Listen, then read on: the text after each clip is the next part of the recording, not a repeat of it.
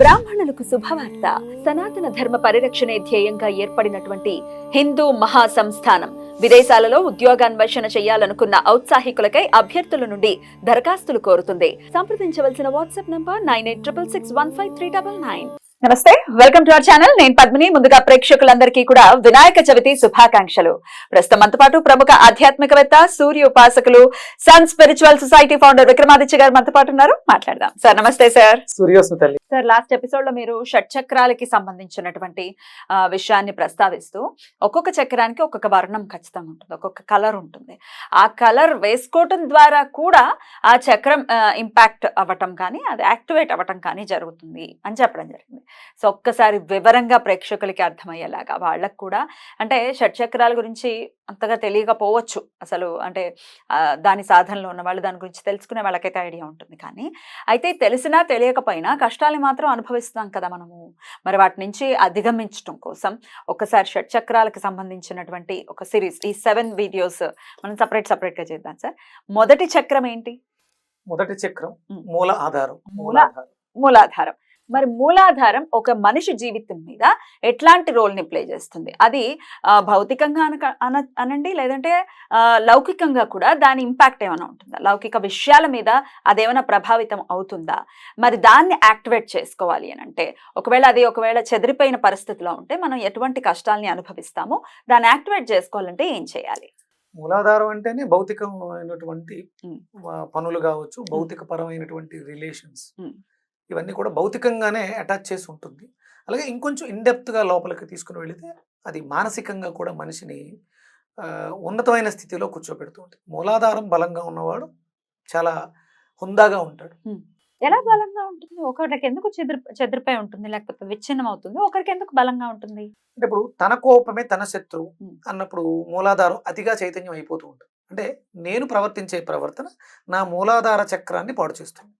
కోపం పడిపోతున్నాయి, అగ్రెసివ్ గా ఉన్నాం, అరిచేస్తున్నాం అంటే ఇప్పుడు అరిచే మనిషి ఎగురుతూ ఉంటాడు, స్థిరంగా నిలబడుతూ అరవగలరా? కోపం వ్యక్తం చేయాలి, అరుస్తున్నాడు, ఆ వ్యక్తి కదలకుండా ఉండగలరా? అంటే కదులుతున్నాడు అన్నప్పుడు మన శరీరంలో కుండలిని శక్తి మీద దాని ప్రభావం ఉంటుంది. విపరీతంగా అరిచే వాళ్ళకి కుండలిని చాలా కుచించుకుపోయి ఉంటుంది. అంటే కుండలిని శక్తి అనేది మన మూలాధారం చివరిలో, అంటే మన వెన్నెముక చివర ఒక అద్భుతమైనటువంటి సర్పం నిద్రిస్తూ ఉంటుంది. తెల్లటి సర్పాన్ని సూచిస్తుంది, తెల్లగా ఉంటుంది, శ్వేతనాగు. అది ఇలా నిద్రపోతూ ఉంటుంది, చుట్టలు చుట్టుకుని ఇలా పడుకుని ఉంటుంది.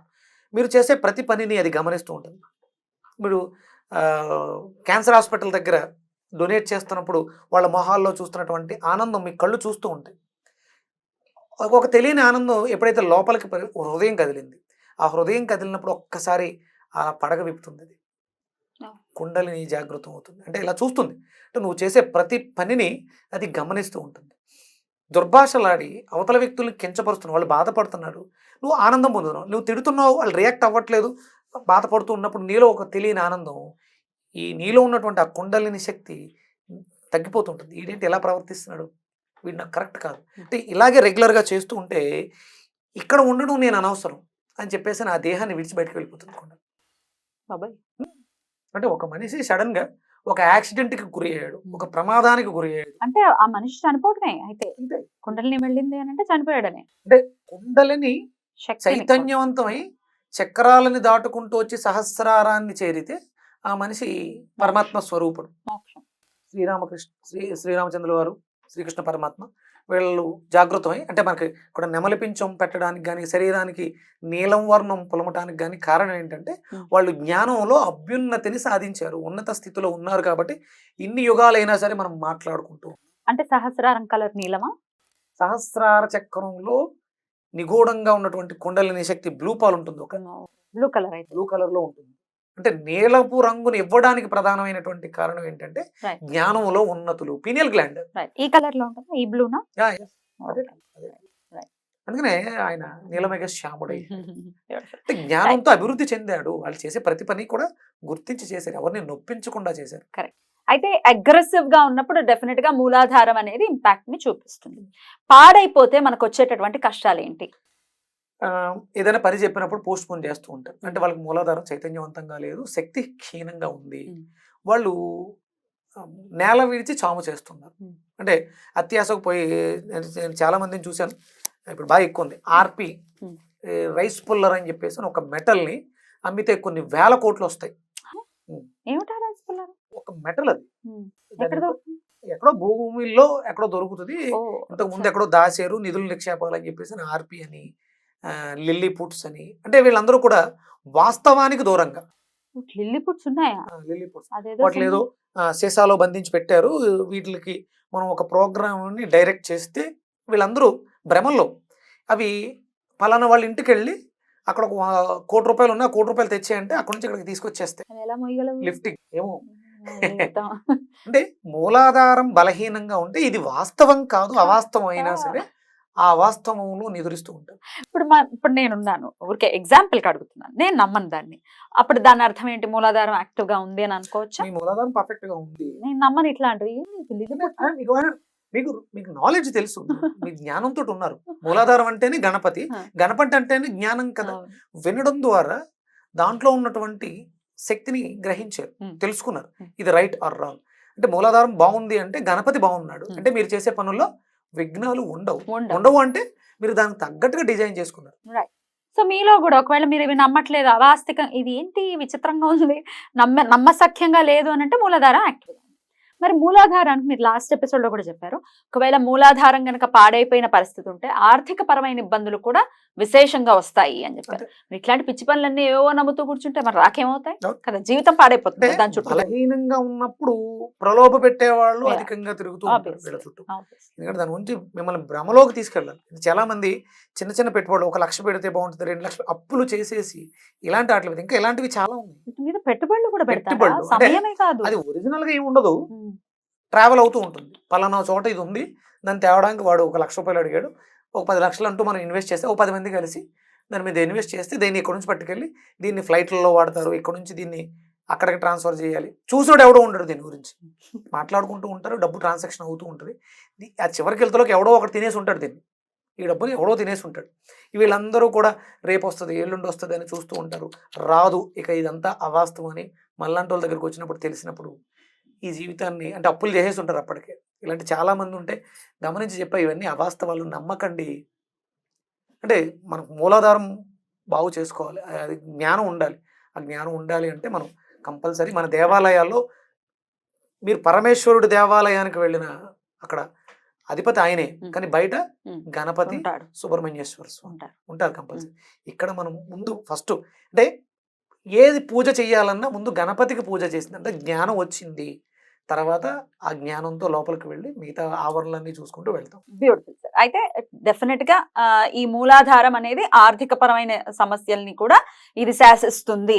అంటే ఏదో ఏదో ఇవి పిచ్చి పిచ్చి ఇప్పుడు మీరు చెప్పినట్టుగా ఆర్పీల వెంటలు తిరగడం, భ్రమల్లోకి వెళ్ళి ఇల్లు పుట్సో లేకపోతే ఏమిటో రకరకాలు, ఇవే కాదు జనరల్ గా కూడా అప్పులు చేసేయటం, అప్పులతోటి బాధపడిపోవటం, ఇవన్నీ కూడా మూలాధారమే ఇంపాక్ట్. అప్పులు ఉన్నాయంటే మూలాధారం బలహీనంగా ఉంది, ఎందుకంటే ఆర్థికంగా నువ్వు సంపాదించలేకపోతున్నావు, నీ ఖర్చులకు తగ్గట్టుగా సంపాదన ఉండట్లేదు. లేకపోతే నీకు వచ్చే సంపాదన 100 రూపాయలు ఉంది, నువ్వు 1000 రూపాయలు ఖర్చు పెడుతున్నావు అంటే నీకు మూలాధారం బాలేదు. మరి దీన్ని యాక్టివేట్ చేసుకోవడం ఎలా? అట్లా అటు కలర్ తో పాటుగా దీన్ని ఎట్లా యాక్టివేట్? మూలాధారానికి రంగు వచ్చి ఎరుపు రంగమ్మ, రెడ్ వర్ణాన్ని సూచిస్తూ ఉంది. అంటే ఉదయిస్తున్నటువంటి సూర్యకిరణాలలో మొట్టమొదటి కిరణంలో ఆ ఎరుపు రంగు ఉంటుంది. మీరు సూర్యకిరణాలని విడదీస్తే వెబ్జిఆర్ వస్తుంది, అది ఒరిజినల్ గా వెబ్జిఆర్ అంటే మీకు వైలెట్ కలర్ తో స్టార్ట్ అవుతుంది. కానీ ప్రిజం నుంచి ప్రొజెక్ట్ చేసి ఒక అద్దం మీద రిఫ్లెక్ట్ చేసి మళ్ళీ ఒక వాల్ మీదకి వేస్తే మూలాధారం నుంచి సహస్రారం వరకు వెళ్తుంది మన శరీరానికి తగ్గట్టు. కనెక్ట్ ఉంటుందా? ఒక చక్రం నుంచి ఒక చక్రం కనెక్ట్ ఉంటుందా? మూలాధారం ముందు ఫస్ట్ రెడ్, అది మన కాళ్ళ నుంచి స్టార్ట్ అవుతుంది. అంటే కాళ్ళు బాగుండాలి, కాళ్ళు బలంగా ఉండాలి, నడక బాగుండాలి. చూడండి, మీకు పర్వతారోహణ చేసే వాళ్ళకి మూలాధారం చాలా స్ట్రాంగ్ గా ఉంటుంది. మూలాధారం బాగున్న వాడికి ధైర్యవంతులుగా ఉంటారు. మూలాధారం అతిగా చైతన్యమైన ఇందులో రివర్స్ ఉంటుంది, దీని మీద అతిగా చైతన్యమై విపరీతంగా డబ్బు ఖర్చు పెట్టేయటం, అది కూడా ఉంటుంది. అప్పుడు విపరీతంగా ఖర్చు పెట్టేయటం, విపరీతమైనటువంటి తెగింపు, అక్కలేని గొడవలకు వెళ్ళిపోవటం, అంటే చిన్నపిల్లలు మర్డర్లు అవి చేయటం వెస్టర్న్ కంట్రీస్లో చూస్తుంటారు. అతిగా చైతన్యమైనటువంటి మూలాధార చక్రాలు. అలాగే బ్రెయిన్ మెచ్యూరిటీ తగ్గిపోవటం, మూలాధారం అతిగా చైతన్యమైన హైపర్ యాక్టివ్ పిల్లలు, దీనికే ప్రధాన పిల్లలు అల్లరి చేస్తున్నప్పుడు మీరు ఏం చేస్తారు? ట్యాప్ ఎక్కడ చేస్తారు? పిర్ర మీద ఒకటి వేస్తారు. అంటే అక్కడ మూలాధారానికి దగ్గరగా ఉంది, ఆ వైబ్రేట్ అయినండి మూలాధారం ఓహో నేను చేసేది రాంగ్ అనమాట అని చిన్నగా అవుతుంది, అడ్జస్ట్ అవుతుంది. రైట్. సో రెడ్ కలర్ ని ఇంకల్కేట్ చేసుకుని మనం అంటే చాలా ఎక్కువ సందర్భాల్లో రెడ్ ని వేసుకోవటం, దాని ద్వారా మూలాధారం ఇంపాక్ట్ ని చూపుతుంది. వయసు పెరుగుతున్న వాళ్ళందరికీ కూడా మూలాధారం క్షీణిస్తూ ఉంటుంది.